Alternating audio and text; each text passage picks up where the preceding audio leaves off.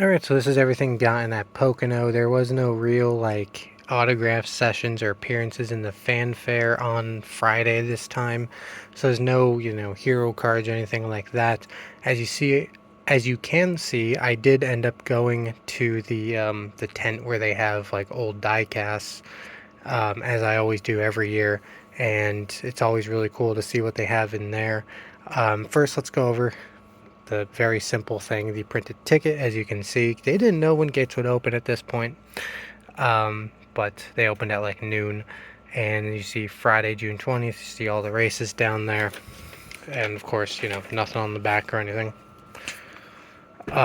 So this is going to be the last thing, the program. I'm just, mentioning it right now as it's, again, something I get every year.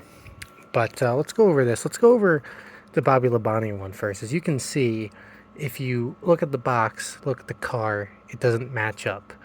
And that is, I'll get to that in a minute, that is because it just straight up was not the right car. I bought this at that tent, aforementioned tent, and it's like, oh, MLB 2000 All Star Game, that's pretty cool. I've seen that on NASCAR Thunder 2002. That's a pretty cool car. You can see pretty cool artwork on the box and everything too. I guess I'll show that off. And this kind of comes out, and even the little sleeve here says Bobby Labonte 2000 All-Star Game. And yeah, it's a 2000 box and everything. So even that says that it's supposed to be the MLB car. Well, we look at the car, it is not. According to the bottom, it's from 2002. And I don't know officially what this would be called. It says All American Heroes. Let's roll. I think it's a 9/11 related car, because I believe that's a saying from 9/11 when they were taking down, when the passengers of the plane in Pennsylvania were taking the plane back. I believe that's a saying that went around. But anyway, I'm not saying it's not a cool car. As you can see, it is a cool car. It's a car that I didn't know even existed ever. I've never seen this paint scheme ever, so this is pretty cool to have. It's just not what I bought for $40. So, but anyway, it is pretty cool regardless. I'm not going to complain too much. It's still a cool car to have. Very random one. Nothing, something that wouldn't normally be in my collection, but here we are. You can see the wheels do move. The trunk does open barely. The hood opens. You can see interstate batteries on the inside. I don't do a lot of diecast videos anymore, but I do when I get them from a track. Not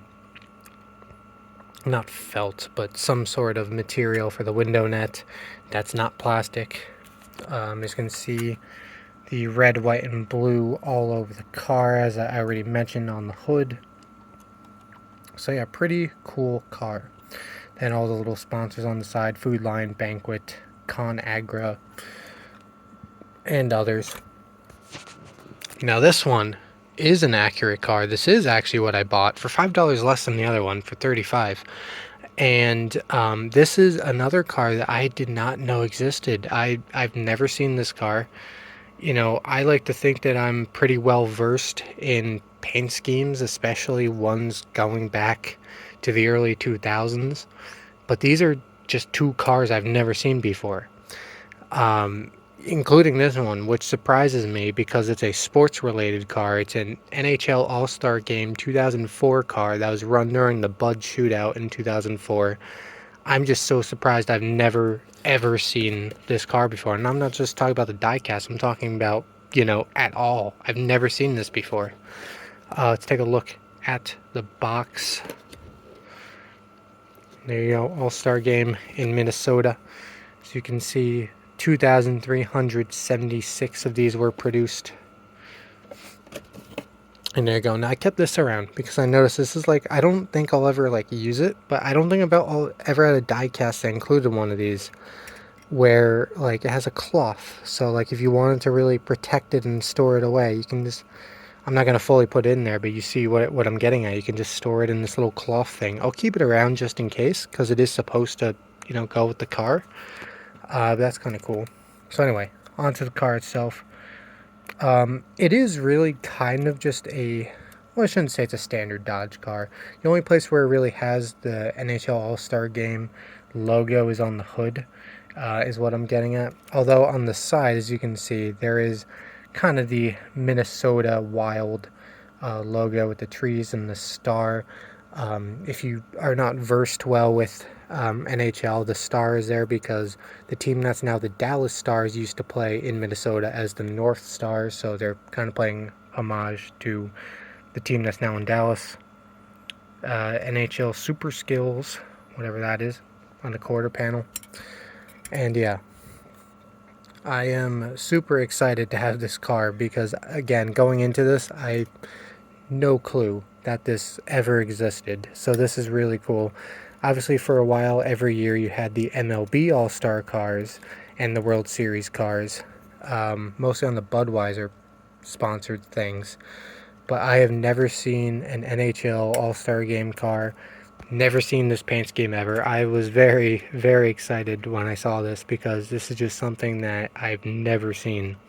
And like I said, even though it's the wrong car, I'm happy to have this one too because this is another one that I've never seen before, diecast or pictures or anything. I never knew about this car, so I'm excited about both of them, even though one of them is not what I bought. But anyway, here's the program. Zoom out. There we go. And we'll just quickly run through this here. Content schedule of events. They always have these bunch of pictures here. Collage, if you will.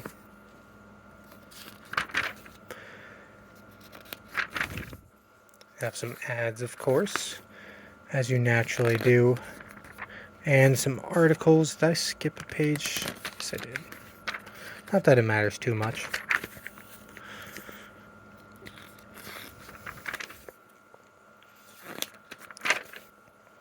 But yeah, I haven't read through this. Like, I've skimmed through this at the track, but I didn't actually go in and read this. But there does seem to be a healthy amount of things to read about here. Very real picture, not Photoshop. But yeah, as you can see, they go through the Hall of Fame class here.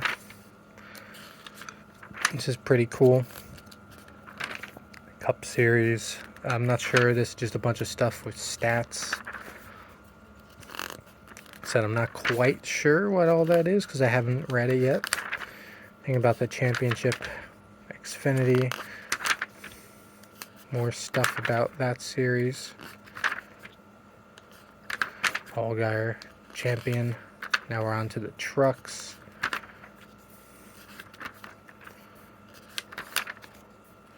I guess, is it just kind of like a history? I'm not really sure.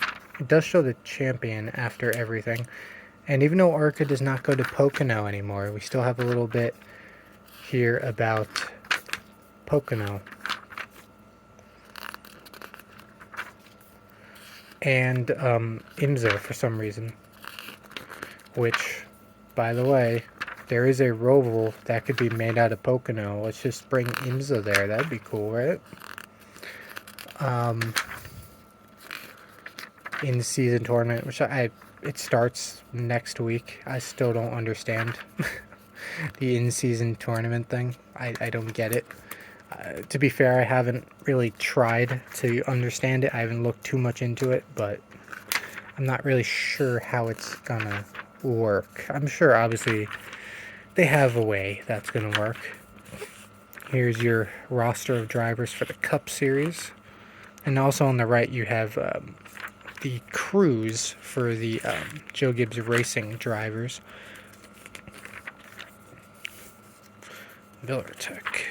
Here is Xfinity. And of course, every single driver may not be in here. Late entries, guys who aren't full-time, yada yada.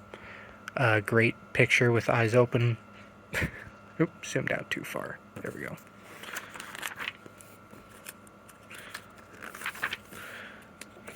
Corey Heim, last year's winner.